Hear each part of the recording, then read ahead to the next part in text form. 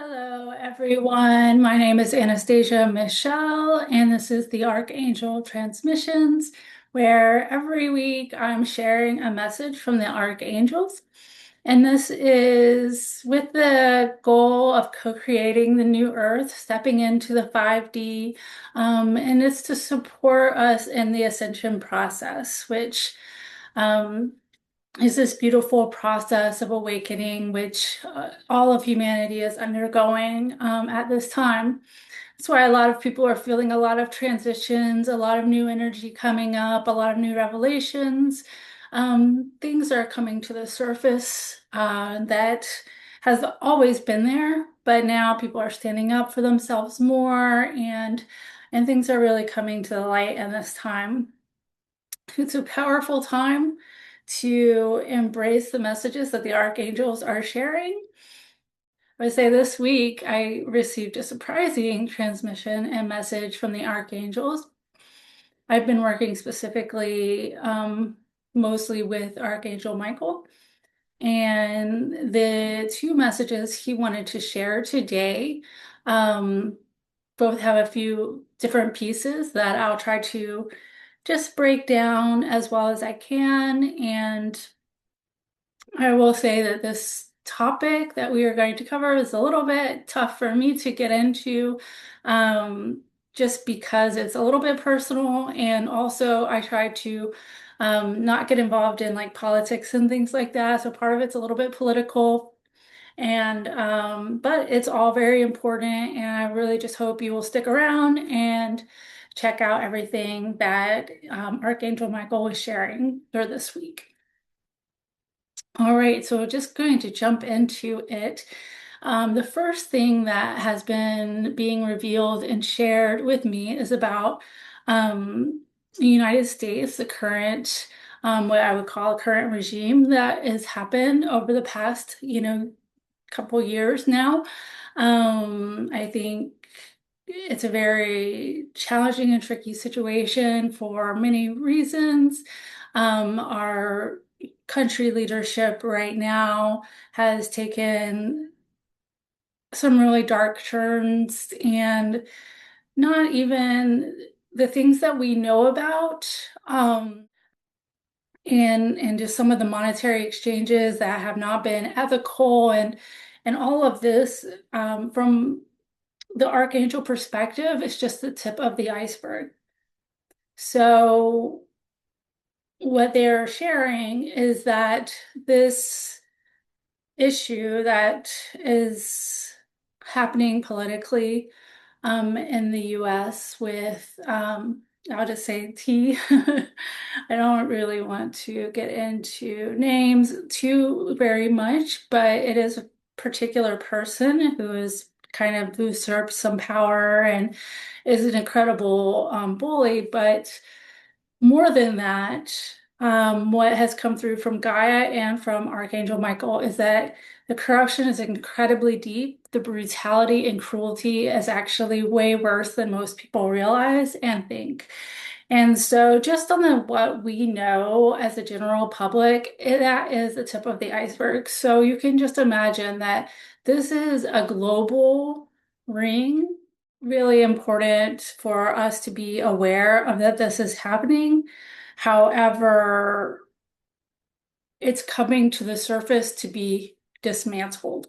What I've learned working with Archangel Michael is of truth and protection. And so he really is this warrior angel, archangel, who has an incredible amount of power, is working in several wars to assist um, the light, I would say, to kind of break down these old darker structures. And so, what I've learned working with him is that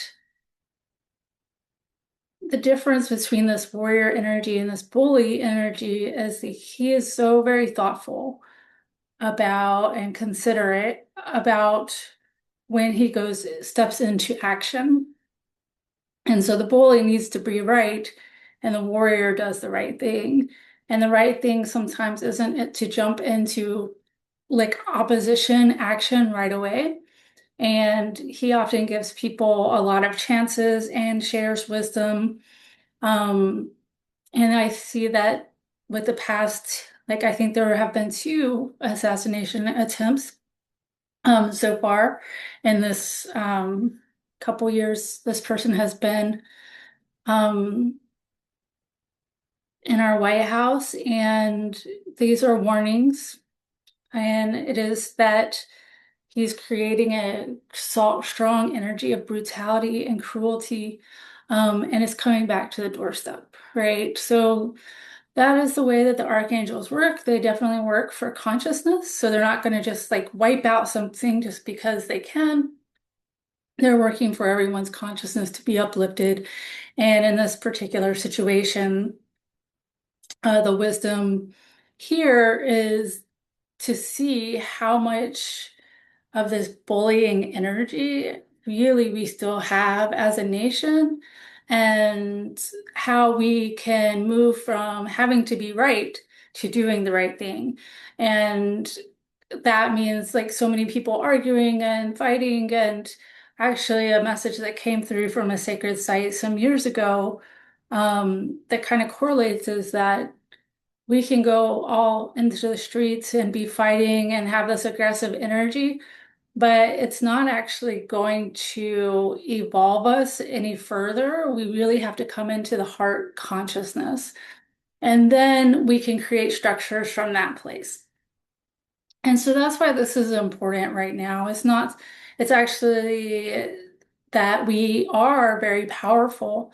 However, we have to make sure we're coming from this heartfelt energy, not getting wrapped up in the chaos and the anger. And I would say some of that anger is definitely justified. I mean, righteous indignation, I think, is a powerful tool that we can use in the right place. However, when we start demanding that we have to be right, then we kind of can become what we hate. And actually, I said kind of, but we do. It absolutely happens. We do become what we hate. And so we have to kind of pull hatred out of the picture, see the bigger scope of things, and also just hold this powerful intention that things such as, slavery and human trafficking and these just atrocities, these genocides and type things come to an end. The wars will come to an end, and in the best way possible for all, and not continue to escalate and continue to have this legacy that we have now. And as I said, our modern culture has this legacy of brutality. And that, is something we will have to shift collectively. And while I know this video is probably not speaking to people that have brutality at their core, it is just good to be completely aware that there are many people that will go to any length to be right. And not just people, there's many entities as well. And they will go to any length to be right, to keep in control, and to stay in power, and to basically enslave um, and populations. And so this is something we are working with as a collective to hold our sovereign power. And I would say the best thing we can do as far as that all goes, understanding that this is a multi-layered experience of enslavement and control of beings that want full power.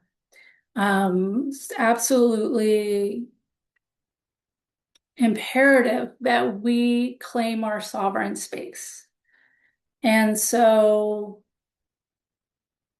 I think this is how I will end this, but just to know, like, this is my sovereign space, and coming to the heart center and relying on the archangels and the beings of light to help us be in the place that is best needed to orchestrate the highest, I guess, the highest good of all, the solution that is the highest good of all. And when we start to listen to Gaia and the archangels, really can gain like so much wisdom about what is the appropriate action in these circumstances, where we could possibly feel disempowered or, maybe threatened even. I mean, people's lives are being threatened, and we can claim our sovereign space from an energetic standpoint, and we can call on the archangels if there are, bigger threats and things such of that nature, which I've had to lean into Archangel Michael quite a lot as I've been along on my spiritual process. And this kind of will segue us into the next piece of this, which is, like I said, the personal piece, that I probably wouldn't have just really wanted to just put out there. However, Archangel Michael thought it was super important, and I do understand the importance of the topic. However, I wouldn't have probably made it as personal, but we'll get into it. So I have myself been under attack in many different ways, from people I know, people that have used sorcery or black magic, that kind of thing. Also, from astral entities that, want to enforce control. So especially coming into doing the archangel transmissions, I've received a lot of it's like pressure to not do this and to change my direction because it's not suitable for the mechanisms of control that we have right now. So, but prior to this, when I first realized that Archangel Michael was really working with me, I was actually in kind of a tricky situation where I had gotten overpowered by, I'll just call them dark forces, in different fields. And actually, Pachamama and Archangel Michael came in and just protected my space really powerfully and helped to bring me and lift me out of that situation, did some powerful soul retrievals.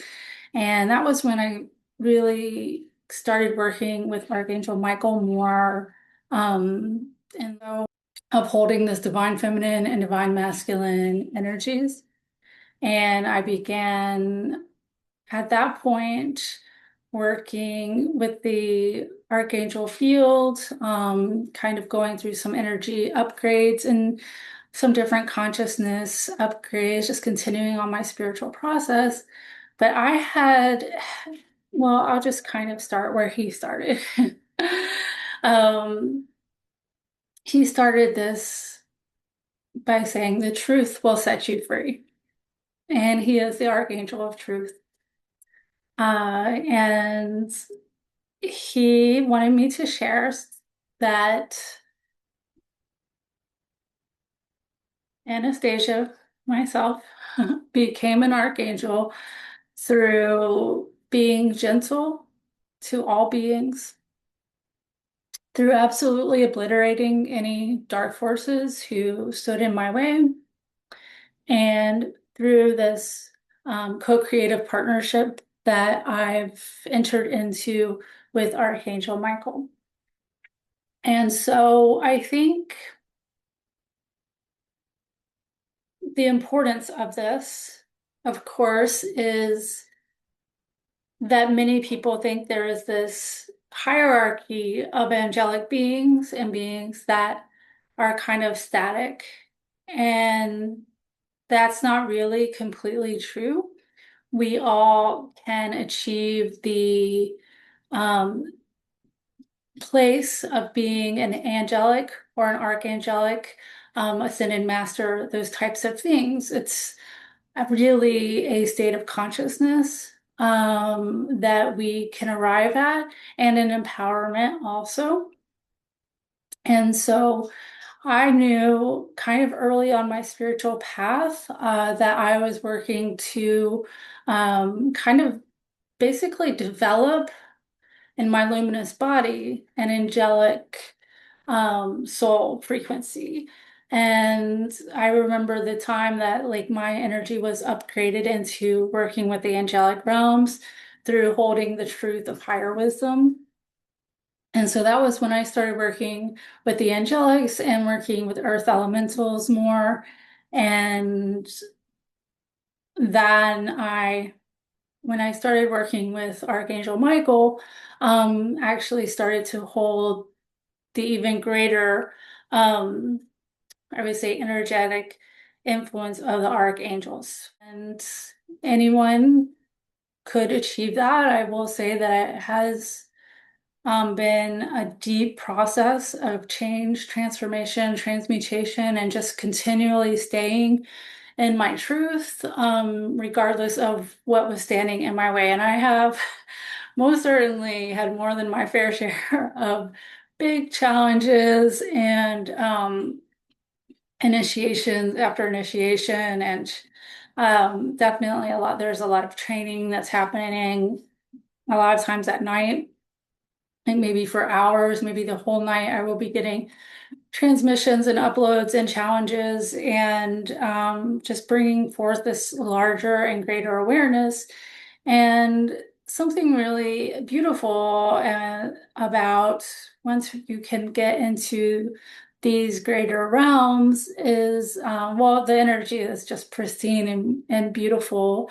Although, Archangel Michael does like to say there's no utopia.